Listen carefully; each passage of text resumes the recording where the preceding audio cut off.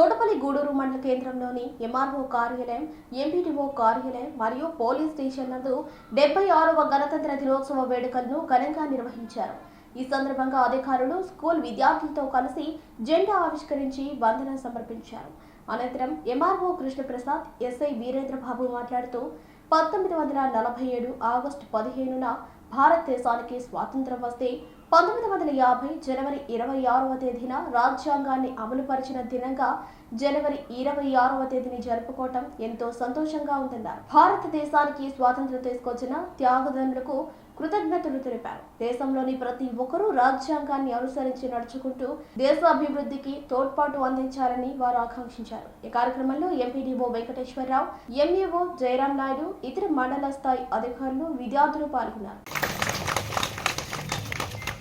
తోటపల్లి గూడూరు మండల కేంద్రంలోని ఎంఆర్ఓ కార్యాలయం, ఎంపీడీఓ కార్యాలయం మరియు పోలీస్ స్టేషన్ నందు 76వ గణతంత్ర దినోత్సవ వేడుకలను ఘనంగా నిర్వహించారు.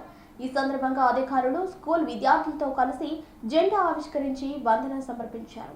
అనంతరం ఎంఆర్ఓ కృష్ణప్రసాద్, ఎస్ఐ వీరేంద్రబాబు మాట్లాడుతూ 1947 ఆగస్టు 15న భారతదేశానికి స్వాతంత్ర్యం వస్తే 1950 జనవరి 26వ తేదీన రాజ్యాంగాన్ని అమలుపరిచిన దినంగా జనవరి 26వ తేదీని జరుపుకోవటం ఎంతో సంతోషంగా ఉందన్నారు. భారతదేశానికి స్వాతంత్ర్యం తీసుకొచ్చిన త్యాగదనులకు కృతజ్ఞతలు తెలిపారు. దేశంలోని ప్రతి ఒక్కరూ రాజ్యాంగాన్ని అనుసరించి నడుచుకుంటూ దేశ అభివృద్ధికి తోడ్పాటు అందించాలని వారు ఆకాంక్షించారు. ఈ కార్యక్రమంలో ఎంపీడీఓ వెంకటేశ్వరరావు, ఎంఈఓ జయరాం నాయుడు, ఇతర మండల స్థాయి అధికారులు, విద్యార్థులు పాల్గొన్నారు.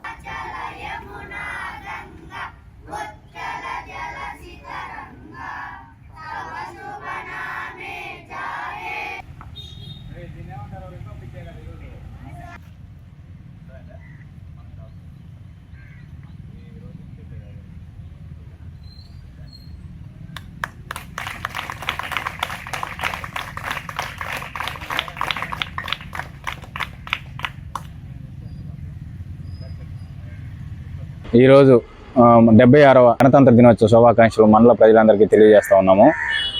ఇందులో భాగంగా మన తోటపల్లి గూడూరు పోలీస్ స్టేషన్లో సిబ్బందితో, అదేవిధంగా కొంతమంది స్కూల్ విద్యార్థులతో కలిసి జెండా వందనం చేయడం జరిగింది. దీనిలో భాగంగా మా పోలీస్ శాఖ తరఫున ఒకటే విజ్ఞప్తి చేస్తూ ఉన్నాం అందరికీ కూడా. మనకి 1947లో ఆగస్టు 15న ఇండిపెండెన్స్ డే తెచ్చుకున్నాము.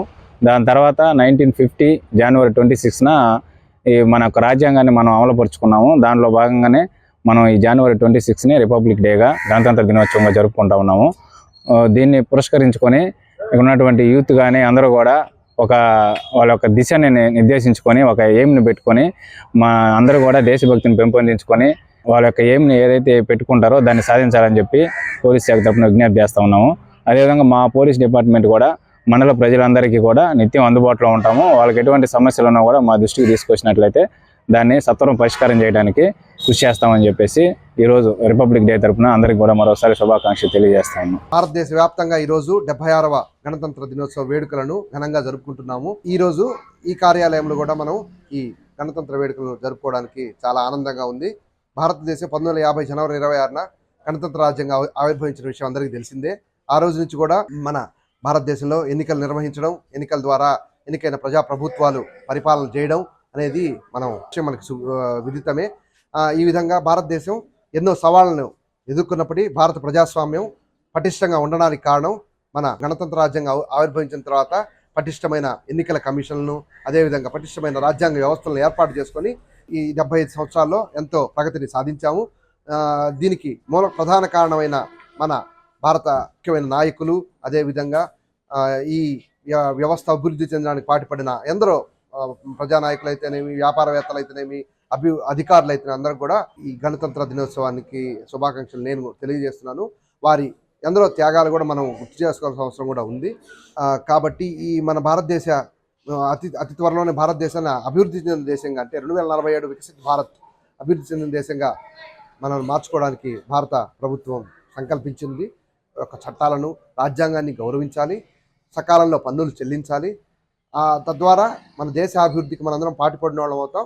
దేశం ఉన్నత స్థాయికి వెళ్ళి అభివృద్ధి చెందిన దేశంగా అవతరించడానికి ఎంతో కాలం పట్టదని నేను విశ్వసిస్తున్నాను.